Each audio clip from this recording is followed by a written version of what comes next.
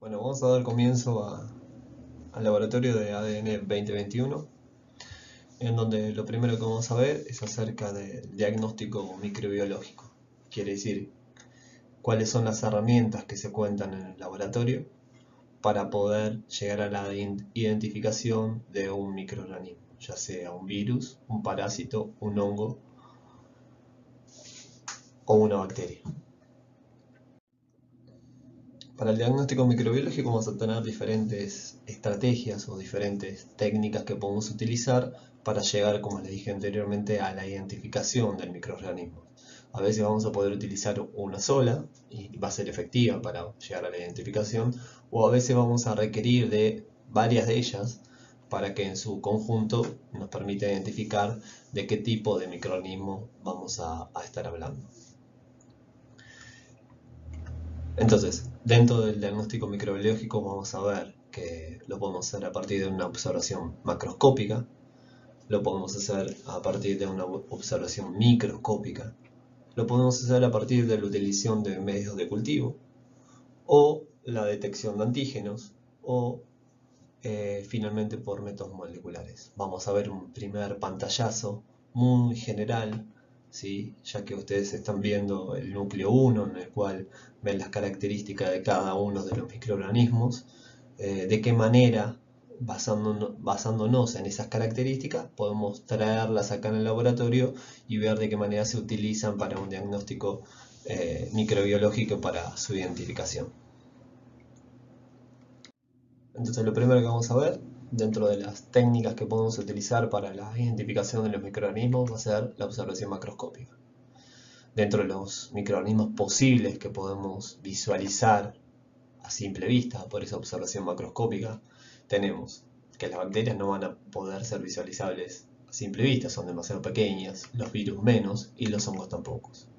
Entonces, si a usted le dicen que, por ejemplo, le llegó una muestra al laboratorio y el microorganismo que están intentando identificar, ustedes no saben cuál de estos cuatro podría llegar a ser, se puede ver a simple vista, inmediatamente deberían pensar en un parásito. Ejemplos de parásitos que se pueden ver a simple vista son estos tres, afectan al intestino delgado, y uno de los ejemplos más característicos es el de la Taenia solium, que es el que produce la teniasis, y este parásito puede llegar a tener dentro del intestino entre 3 o 4 metros de longitud. Pero bueno, eso es lo que nos tiene que dar en claro. ¿Qué microorganismos podemos visualizar a simple vista? Bueno, las bacterias no, los virus tampoco, los hongos tampoco. Van a ser cierta clase de parásitos que si pueden venir llegar al laboratorio una muestra de un paciente y se puede visualizar a simple vista, vamos a pensar que claramente de lo que estamos hablando es de un parásito. Acá damos algún ejemplo, puede haber más, como siempre, pero es como para que les quede la idea de cuáles son los que se pueden visualizar. Ahora pasamos a la observación microscópica. ¿Qué significa la observación microscópica? Que vamos a tener que utilizar un microscopio. Eso sí tenemos en el laboratorio y lo vamos a utilizar mucho en el laboratorio de ADN cuando sea presencial. ¿Qué vamos a poder ver? Bacterias, sí, vamos a poder ver bacterias. Hongos vamos a poder verlos, los parásitos también, y los virus vamos a ponerle que sí, es con un microscopio, pero luego vamos a aclarar qué clase de microscopio se utiliza para poder visualizar a esta clase de microorganismos. Ahora vamos a pasar a lo que son las bacterias y la observación microscópica. Para ello vamos a utilizar el microscopio, como les dije anteriormente, y vamos a tener dos formas de visualizarla. Preparación en fresco, que por lo general consiste en, creo que lo han visto en otras materias, la preparación en fresco es un portaobjeto, que es un vidrecito de manera rectangular, en donde se pone la muestra, ni bien llega la muestra sin ningún tipo de tratamiento, con un cubre y se visualiza el microscopio. Eso es una preparación en fresco. Y luego tenemos tinciones, que las tinciones van a hacer, uno lo que va a intentar es usar algún tipo de colorante, ¿sí? Para darle color a estos microorganismos que uno está buscando, en este caso una bacteria, pero se utilizan para los tres hongos y parásitos, y generalmente un colorante que va a teñir algún componente característico eh, de, del microorganismo que uno está buscando y nos permite visualizarlo mucho mejor, ya que cuando uno analiza un determinado tipo de muestra puede venir con otros componentes que no son un microorganismo. Entonces lo que precisamos es identificarlo lo mejor posible, y una tinción ayuda bastante a clarificar estructuras y poder visualizarlas mucho mejor. Entonces, dentro de un preparado en fresco, de una preparación en fresco, observación microscópica y de las bacterias, ¿qué información puedo obtener? Y va a ser varias las informaciones que uno puede llegar a obtener. Todo va a ir en rédito de poder llegar finalmente a una identificación de las bacterias. Primero me llevo una muestra y quiero saber si hay una bacteria, y bueno, agarro el preparado fresco, lo miro en microscopio y voy a poder saber si hay presencia o no de bacterias. Si veo este tipo de estructuras, esa es una imagen del microscopio, voy a decir, bueno, hay bacterias. ¿Qué otra información podemos sacar? La otra información que podemos sacar es si son móviles o no. Todas estas características, como la movilidad, nos van a ayudar a poder identificarlas, porque vamos a decir, bueno, el tipo de muestra que me llevó es una bacteria, bueno, o es algo que se mueve, ¿sí? Es móvil, si estamos pensando en una bacteria, porque hay bacterias que no se mueven, entonces vamos a decir es móvil. ¿Cómo la podemos llegar a ver? De esta manera, ¿sí? Así como muestra el video, así es como se ve una bacteria móvil. Luego, ¿qué más vamos a poder sacar? Y la morfología, ¿sí? Ustedes habrán visto en las clases de seminario que hay diferentes tipos de bacterias, de formas de bacterias, más que nada. Van a estar los bacilos, que van a ser como unos palitos, como se muestra en la imagen. Van a estar las espiroquetas, que son más onduladas. Luego vamos a tener los cocos, que son como redondelitos, y dentro de estos cocos van a haber diferentes. Hay algunos en forma de cadena, hay otros que van a estar más agrupaditos. Pero bueno, toda esa información nos va a ayudar, y también están los en forma de coma, como es el de Vibrio cholera, ¿sí? Que es bastante característico. Pero, ¿qué es lo que ustedes tienen que sacar en limpio de esto? Que a partir de una observación de un preparado en fresco voy a poder sacar diferentes características que me va a ayudar, finalmente, no me voy a quedar con esa la observación solamente al microscopio, nos va a permitir identificar estas clases de cosas, ¿sí? La morfología, ¿qué morfología tiene? Bueno, la anoto. ¿Es móvil? Lo anoto. Pero voy a tener que tener otras complementarias para poder llegar a la identificación de ese microorganismo, ¿sí? La identificación, por eso la aclaré al principio, no es solamente utilizando una de estas técnicas, sino utilizando a veces varias a la vez para llegar a una identificación final de lo que uno está buscando. Pero bueno, eso es lo que le tiene que dar en claro. Preparación en fresco, dentro de lo que podemos sacar de información para qué nos sirve, es para ver si hay presencia o no, si son móviles y, por ejemplo, la morfología. Esta morfología también la podemos usar o ver cuando teñimos, ¿sí? No es solamente con un preparado en fresco. Y luego vienen las tinciones. Vamos a ver de las tinciones cuál es su utilidad. Como les dije anteriormente, va a tener componentes celulares que nos van a permitir diferenciar a grandes grupos de bacterias. Dentro de estas, bueno, y también nos permite visualizar mejor a las bacterias, ya que lo que les decía anteriormente, a veces vienen con otras cosas que no son bacterias y nos permite identificar lo que es un microorganismo de lo que es suciedad de la muestra. Entonces la tinción nos permite identificarla de manera más nítida a las bacterias. Y bueno, dentro de las tinciones que vamos a utilizar durante la observación microscópica van a ser la de Gram y la de Ziel-Nielsen. Estas dos tinciones, hay más tinciones para las bacterias, son las más características y nos van a poder ayudar a identificar diferentes tipos de bacterias que vamos a ver a lo largo de la materia.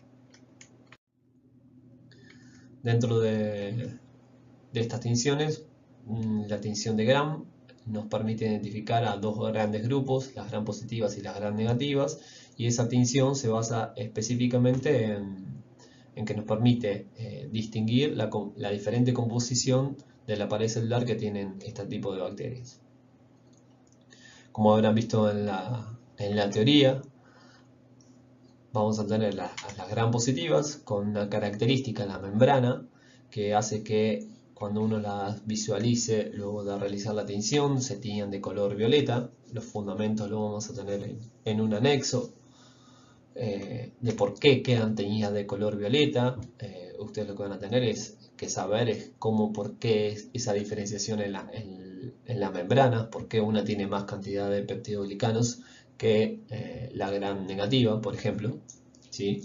En donde hay menos cantidad de peptidoglicanos, se visualizan dos membranas, la externa y la interna, y un espacio periplasmático, y eso ayuda a esa composición de la membrana a que tenga otro color, ¿sí? Lo van a ver de color rosita. Esas van a ser las gram negativas. En definitiva, esta tinción nos va a permite poner en evidencia la diferente composición de las membranas que tienen las bacterias y así clasificarlas en dos grandes grupos. Como les decía anteriormente, esto nos permite identificar a la bacteria, nos permite ponerlas dentro de un grupo. Para poder saber cuál es la bacteria específica con la cual uno está tratando, va a tener que hacer otras pruebas adicionales para poder llegar al nombre y el apellido, ¿sí? Por ejemplo, para decir Staphylococcus aureus es la bacteria con la que estoy tratando. Solamente nos permite clasificarlas en dos grandes grupos, gram positivas y gram negativas.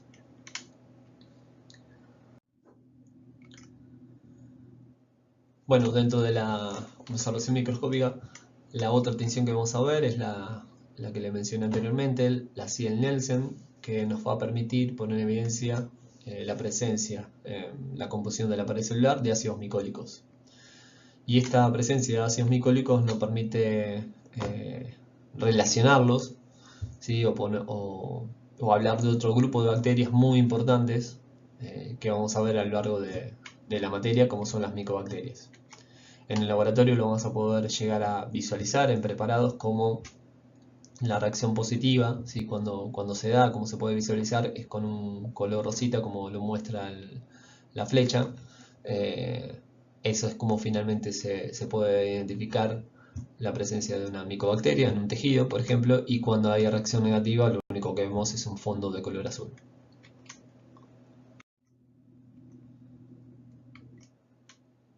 Ahora lo que vamos a seguir es con las tinciones que se utilizan para hongos. Seguimos con la observación microscópica. Dentro de estas tenemos tres, la negativa, la de Crocot y la Paz, que es de ácido periódico y de Schiff. Dentro de la negativa, o también llamada de tinta china, lo que va a permitir es, se va a teñir todo el fondo y lo único que vamos a poder visualizar son las estructuras biológicas. Y, por ejemplo, acá es lo que vamos a ver cuando se realiza la tinción, es todo el fondo teñido de negro y solamente se ven las estructuras biológicas. En este caso es una cápsula de Cryptococcus neoformes, que es una clase de hongo que afecta a personas inmunosuprimidas. Y bueno, lo que se ve acá es una espora. Luego lo que tenemos es la tinción de Paz, que es con ácido periódico. Lo que se va a producir, este tipo de tinción lo que pone en evidencia es la presencia de hidratos de carbono en la pared celular de los hongos. Al poner en evidencia la presencia de hidratos de carbono, lo que tenemos que deducir, en base a lo que ustedes ya han estudiado en el núcleo 1, o lo que hayan visto en la clase de seminarios y de laboratorios, que los hongos tienen una gran cantidad de hidratos de carbono en su membrana. Entonces, nos va a permitir identificar ese componente que reaccione con este ácido periódico. Lo que se va a producir es una reacción de los grupos oxidrilos que tienen los hidratos de carbono, se van a transformar en grupos aldehídos y ese grupo aldehído va a reaccionar con un colorante que le va a dar el color ese rosa característico. Y entonces nos va a permitir identificar al hongo. ¿Sí? En el caso estamos viendo una cándida. Y se ven de color rosita, como se muestra en la figura en un tejido. Luego tenemos la tinción de Grocott y de vuelta va a teñir los hidratos de carbono, se basa en lo mismo, en el mismo fundamento que el anterior, que la tinción de Paz. Nos va a permitir identificar los hidratos de carbono, hay involucrado el ácido periódico, pero lo único que va a cambiar es el colorante. En vez de verse de color rosa, lo vamos a ver de otro color, de color más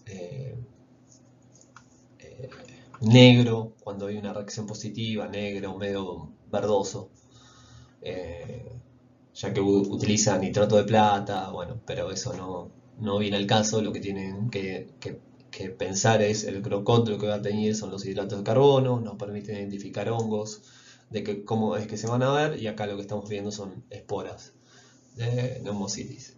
Pero eso es lo que nos tiene que quedar en claro, ¿sí? Ahora es qué es lo que se utiliza. La tinción nos permite identificar ciertos componentes que tienen ese microorganismo en particular y nos va a permitir una mejor visualización.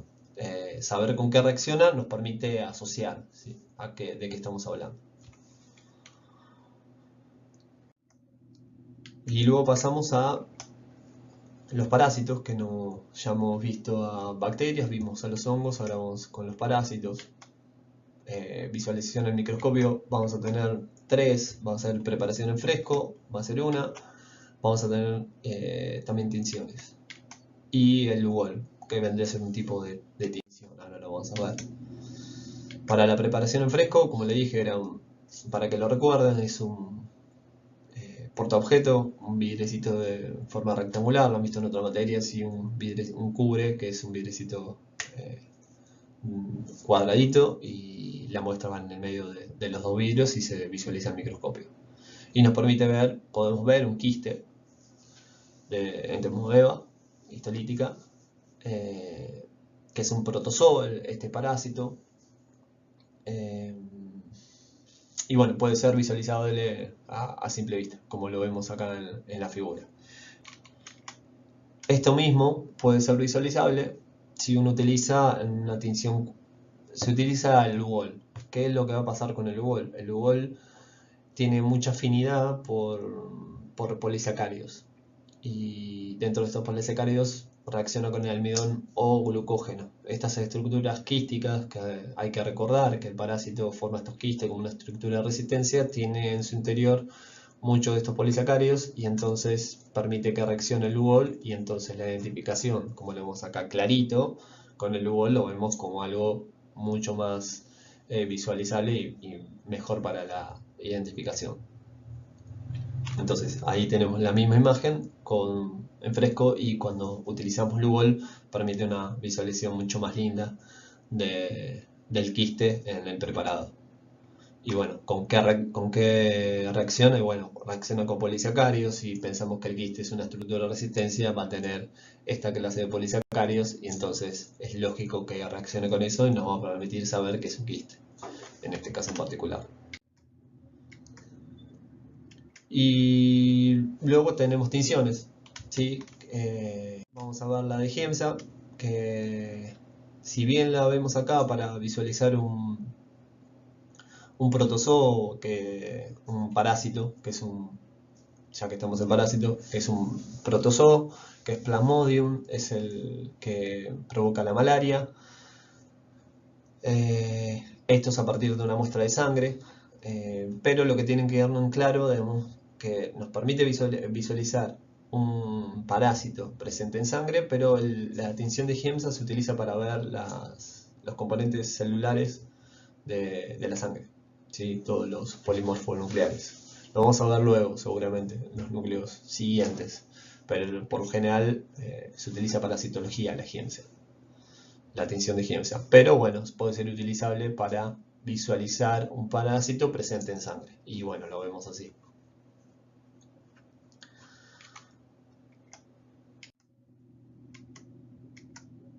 Luego tenemos el tricrómico, que aquí lo que va a pasar es que esta es una mezcla de colorantes que van a poner en evidencia componentes del citoplasma y del núcleo. Se van a teñir de diferente manera, por ejemplo el núcleo de color violeta y el citoplasma de un color más... el núcleo de un color más lila y el citoplasma de un color más violeta. Estamos viendo el mismo quiste en Tomoeba que vimos al principio, que estaba teñido que había reaccionado con el bol y el preparado fresco. Fíjense cuál es la diferencia, que cuando utiliza uno una tinción nos permite distinguir de mejor manera el microorganismo que uno busca de la suciedad que puede llegar a traer la muestra. Pero básicamente acá tenemos el tricrómico y el Giemsa para visualizar este tipo de protozoos, parásitos. Y bueno, el UOL, que nos permitía ver el quiste.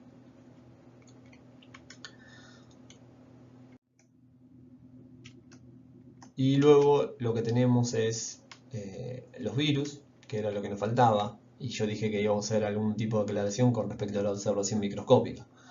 El virus no vamos a poder visualizarlo con el microscopio óptico, sino que vamos a tener que utilizar un microscopio electrónico para poder detectar a la partícula viral. ¿Por qué no podemos ver a los virus con el microscopio óptico? Porque el rango de visión que nos permite ver el microscopio óptico va entre una micra y los 1000 micrones, ¿sí? Que sería 1 milímetro. Acá en este caso vamos a poder ver hongos, vamos a poder ver protozoos, algas y bacterias. ¿Sí? Fíjense que las bacterias son las más chiquititas, miden 1 micrón, una micra, 0,5 micra, 0,7. Mientras que los virus estarían fuera de esa escala. Entonces, para poder ver a los virus precisamos un microscopio electrónico. El microscopio óptico lo que tiene es una mayor resolución, nos va a permitir ver todo el resto de los microorganismos que podemos ver con el óptico, ¿sí? Pero vamos a poder ver otras cosas mucho más pequeñas. Entonces, dentro de esas cosas más pequeñas que tenemos, vamos a poder ver un virus, proteínas, etc. ¿Sí? Pequeñas moléculas. Entonces, por eso es que en el laboratorio nuestro no vamos a poder ver una partícula viral, ¿sí? Para eso se precisa un microscopio electrónico. Pero vamos a poder ver otras cosas relacionadas con los virus y ahora les vamos a contar. Dentro de lo que es la microscopía electrónica, como les decía anteriormente, nos permite ver la partícula viral, por ejemplo, adenovirus, rotavirus, herpesvirus. Fíjense en las escalas, son muy pequeñas con respecto a la que vamos a ver a un virus, a una bacteria, ¿sí? O a un parásito, mucho más. ¿Sí? Son muy pequeños, entonces por eso es que no lo podemos llegar a visualizar. Y ¿cuál es la estrategia que vamos a utilizar en el... Estrategia no, ¿qué es lo que podemos visualizar con un microscopio óptico relacionado con un virus? Vamos a poder ver el daño citopático que provoca el virus, es decir, el efecto que causa. Por ejemplo, acá son fibroblastos normales y fibroblastos luego de haberse infectado con el virus herpes, en el cual se ven estos fibroblastos que la estructura ya está, se ha provocado la lisis de las células y se ven manchones blancos con respecto a lo que se veía una zona toda cubierta de células. Y en el ejemplo que sigue, también esto es una monocapa de células.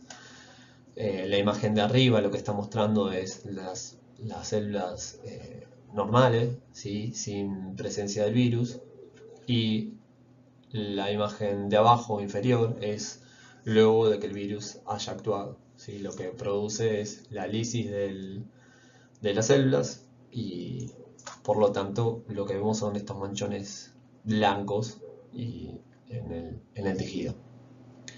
Bueno, en este caso tejido no, es en la monocapa. Ese tipo de cosas las vamos a poder visualizar en el microscopio con determinados preparados definitivos que se tienen, en el cual se puede ver el efecto o el daño citopático que causa el virus.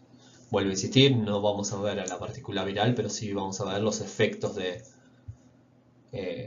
la presencia del virus sobre el tejido, ¿no? Bueno, finalmente llegamos a lo que es el cultivo. Dentro del cultivo para las bacterias vamos a tener dos tipos de cultivos.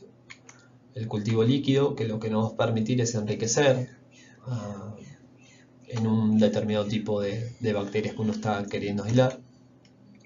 Mientras que para el caso de los cultivos sólidos, lo que vamos a querer es aislar un determinado tipo de bacterias. ¿Cómo es que se visualiza o cómo lo podemos llegar a ver? En los medios líquidos, cuando hay crecimiento, se ve como una turbidez. El medio sin bacterias es totalmente translúcido, dependiendo indistintamente del color. Mientras que cuando hay crecimiento se lo ve turbio, como por ejemplo en este caso, ¿sí? Más de la derecha. Y luego en los medios sólidos es como una gelatina, en el cual tiene componentes que le permite crecer a la bacteria, pero crece en un medio sólido y lo que hace es la bacteria se replica varias veces y forma unas estructuras que se denominan colonias, que son redondelitos, que ven acá, marcados con la flechita azul, en forma de círculo, y que es una bacteria que se replicó varias veces, es de manera clonal, es igual a la primera, a la progenitora, y nos permite identificar a ese clase de microorganismo. Lo que va a permitir es aislarla y hacer un determinado tipo de caracterización y ver a qué tipo de bacteria pertenece, poder identificarla con nombre y apellido, como les decía en las diapositivas anteriores. Ahora pasamos al cultivo, pero al cultivo de hongos. Dentro de los cultivos de hongos vamos a tener diferencias con respecto al de las bacterias. Si bien va a haber líquidos y sólidos, lo que vamos a tener son diferencias en cuanto a las condiciones de crecimiento. Por ejemplo, en lo de los hongos va a ser mucho más ricos en azúcares. Vamos a apreciar la utilización de antibióticos. ¿Por qué vamos a apreciar la utilización de antibióticos para el cultivo de hongos? Y para que, como tienen diferentes condiciones de crecimiento, lo que vamos a estar evitando en estos casos es que se contamine con bacterias. Entonces lo que hacemos es, le agregamos un antibiótico al cual los hongos son resistentes y nos permite que no haya contaminación en estos medios de cultivo que son ricos en azúcares con bacterias. Además, crecen a temperatura ambiente, no crecen en las mismas condiciones que generalmente crecen las bacterias. Por lo general el crecimiento de las bacterias son a 37 grados, 30, bueno, pueden variar, pero los hongos crecen a temperatura ambiente y tienen un crecimiento mucho más lento que el que podemos observar con la mayoría de las bacterias, ¿sí? Siempre digo la mayoría porque siempre hay excepciones. No todas crecen a la misma tasa metabólica, por lo tanto el crecimiento puede haber algunas bacterias sean lentas similares a los hongos, entonces uno no puede decir. Pero por lo general las bacterias crecen un poco más rápido que los hongos. Hay excepciones. Entonces, lo que tenemos de diferencias entre los cultivos de hongos y bacterias son que los de los hongos van a ser más ricos en azúcares, vamos a apreciar la presencia de antibióticos, van a crecer a temperatura ambiente y el crecimiento va a ser mucho más lento. Va a haber medios líquidos y medios sólidos, solo que la morfología que vamos a ver en los medios sólidos de los hongos va a ser totalmente diferente a las colonias chiquititas que vemos de las bacterias.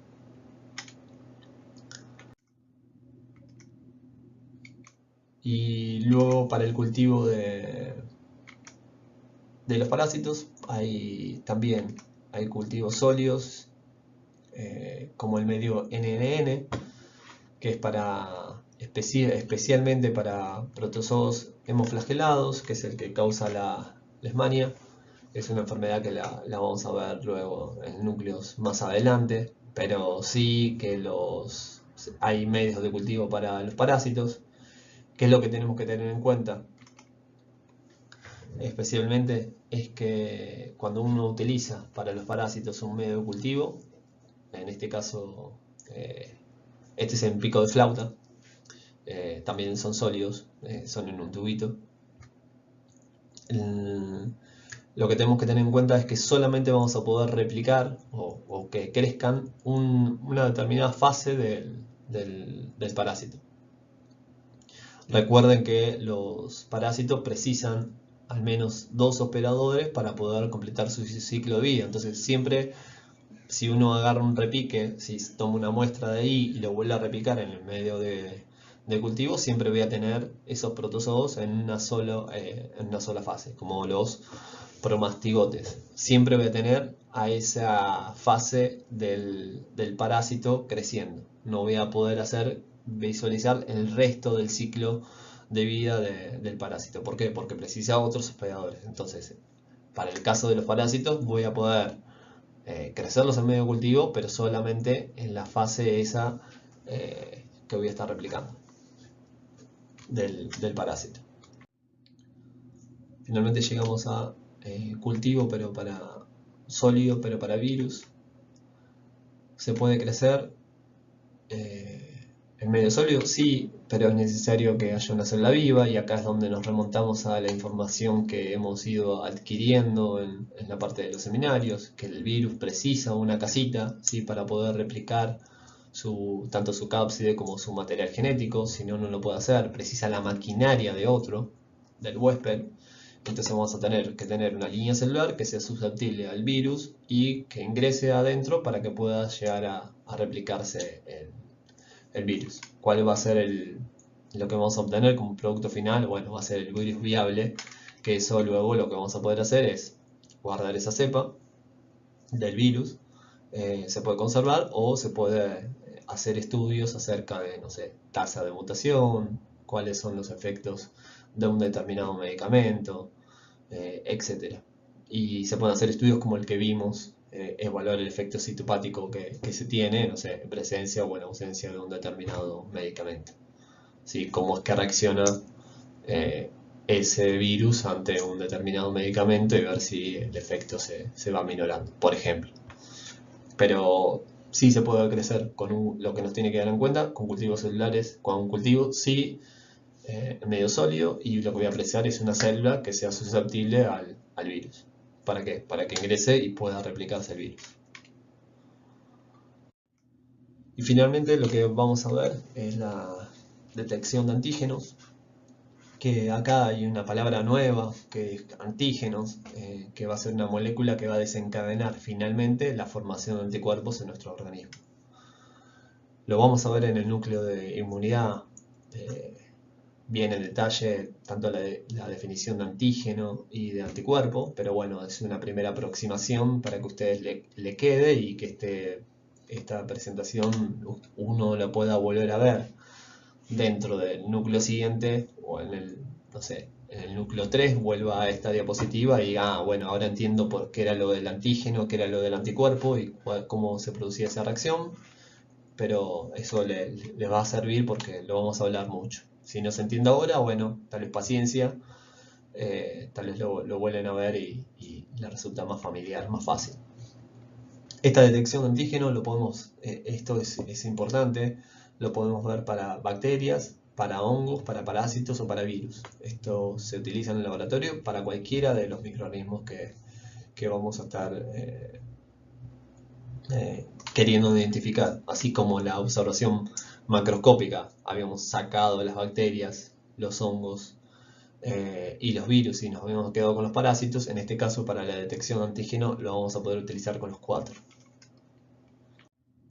Lo que vamos a ver es la detección de antígenos a partir de un inmunoensayo que se llama ELISA. Vamos a ver cuál es el fundamento de la técnica. Se puede aplicar, como les dije anteriormente, para los 4 tipos de microorganismos. Le voy a poner un dibujito de cómo es que funciona este sistemita. Vamos a tener un anticuerpo que va a reconocer a un determinado antígeno que puede estar en cualquiera de los 4 microorganismos que les mencioné anteriormente. Imagínense que este anticuerpo, va a estar pegado a una superficie sólida, y uno lo que va a hacer es le va a tirar una muestra desconocida que uno va a estar buscando si hay un determinado virus. Entonces, si está ese virus, va a haber reacción entre el anticuerpo y el antígeno, ya que lo reconoce específicamente y se va a quedar pegado ese antígeno, como lo vemos en el dibujito. Luego uno lo que hace es le agrega un anticuerpo que no va a estar anclado a la superficie sólida, sino que va a estar en solución. Este antígeno lo que va a tener conjugado significa que tenga pegado, es una E que es una enzima. Eso es lo que significa que el anticuerpo tiene pegadito otra proteína. Una enzima es una proteína que cataliza una reacción química. Lo va a tener pegado, entonces se lo vamos a tirar y lo va a volver a reconocer porque el anticuerpo es específico. Entonces va a quedar pegado a un lado al anticuerpo que está en la base sólida, el antígeno, y por el otro lado va a tener pegadito otro anticuerpo, ¿sí? Pero que este va a estar conjugado con una enzima. ¿Qué es lo que va a pasar? Una vez que uno le tira el segundo anticuerpo, lo que va a hacer es le va a tirar el sustrato para que la enzima reaccione, para que la enzima haga cumpla su función. ¿Sí? La enzima lo que hace es transforma un sustrato en un determinado producto. Bueno, esa transformación del sustrato en producto va a producir un cambio de color.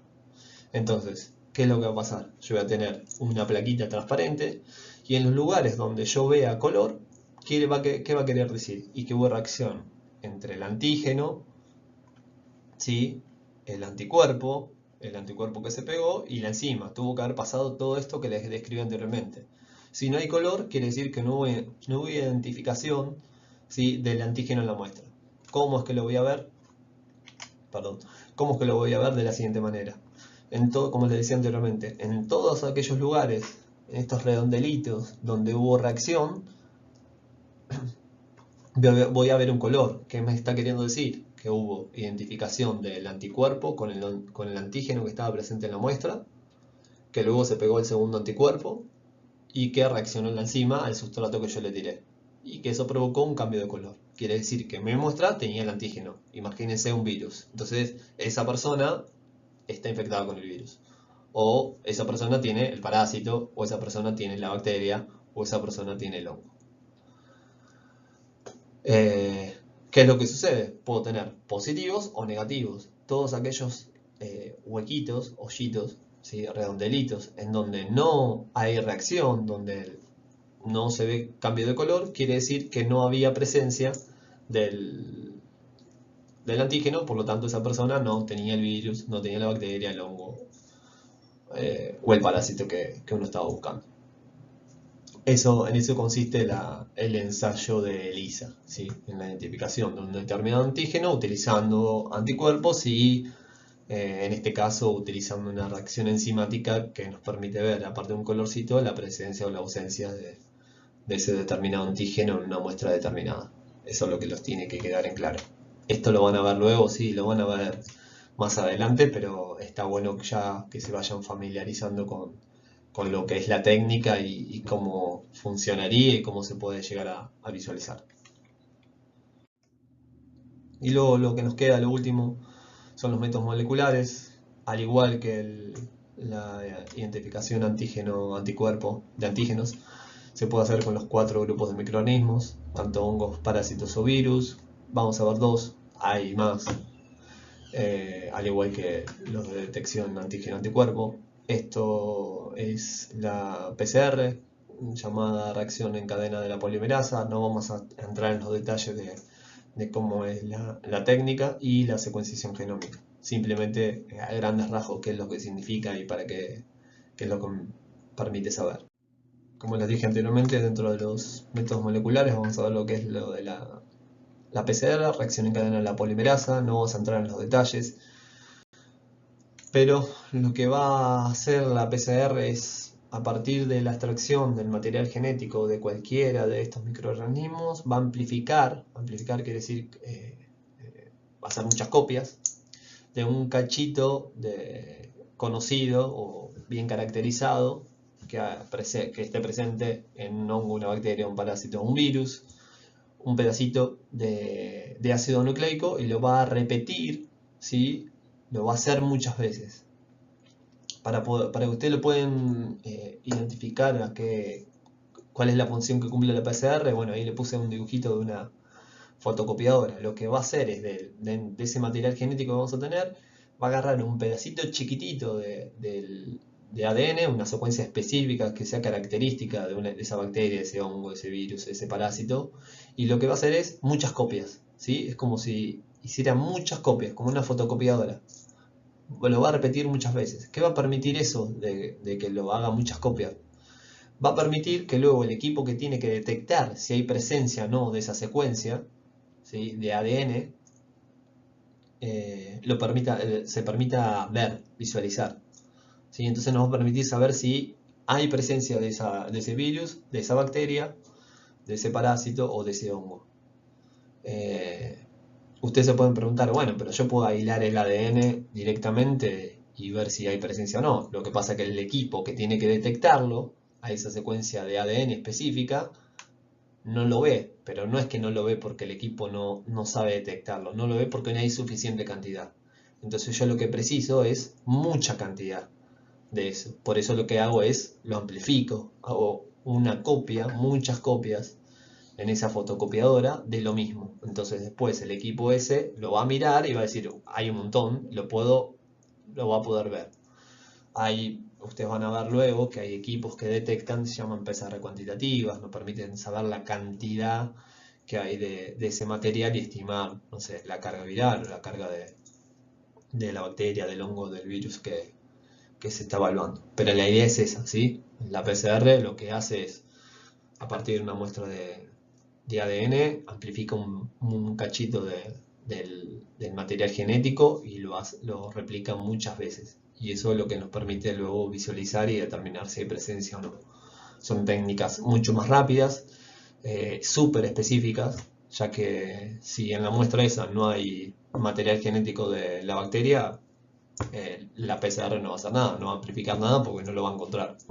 Y entonces ahí el resultado va a ser negativo. Esto lo estamos viendo mucho, lo habrán escuchado con los diagnósticos del COVID, en el cual se hacen por PCR y tardan 24 horas en saber los resultados. O menos, o mucho menos a veces. Pero bueno, consiste en eso. Y por último lo que tenemos es, dentro de los métodos moleculares, como les decía anteriormente, es la secuenciación genómica. Se aplica a los 4 tipos de microorganismos que estamos identificando: bacterias, hongos, parásitos o virus que queremos identificar, y lo que nos va a permitir es, a partir del material genético, de secuenciarlo, saber cuál es la secuencia en su totalidad, y la información que nos va a brindar es si hay cepas mutantes o si hay algún cambio en alguna región del material genético, tanto en una bacteria, un virus, un parásito o un hongo, y eso nos va a hacer cambiar diferentes situaciones, ¿no? Por ejemplo, en el caso de los virus, un cambio en la cepa, una mutación, dependiendo de dónde esté la mutación, nos va a permitir tomar decisiones, ¿sí? Hay que fabricar un nuevo medicamento, hay que fabricar otra nueva vacuna, ya que esto les permite, estas mutaciones, en el caso por ejemplo de virus, bacterias o de lo que estemos hablando, es pasar diferentes barreras, por ejemplo, de nuestro sistema inmune, pero bueno, eso lo vamos a ver en los núcleos siguientes. Pero básicamente esta secuenciación genómica es secuenciar todo el material genético y nos permite identificar si hay alguna nueva cepa. Bueno, eso es todo, chicos, y con esto pondríamos fin a lo que son los métodos de diagnóstico. Vimos los 5: la observación microscópica, macroscópica, cultivo, detección de antígenos y métodos moleculares. Es bastante simple y lo que le va a permitir es tener un pantallazo de cuáles son las metodologías o las técnicas que se utilizan en el laboratorio habitualmente para llegar a la identificación de un determinado microorganismo.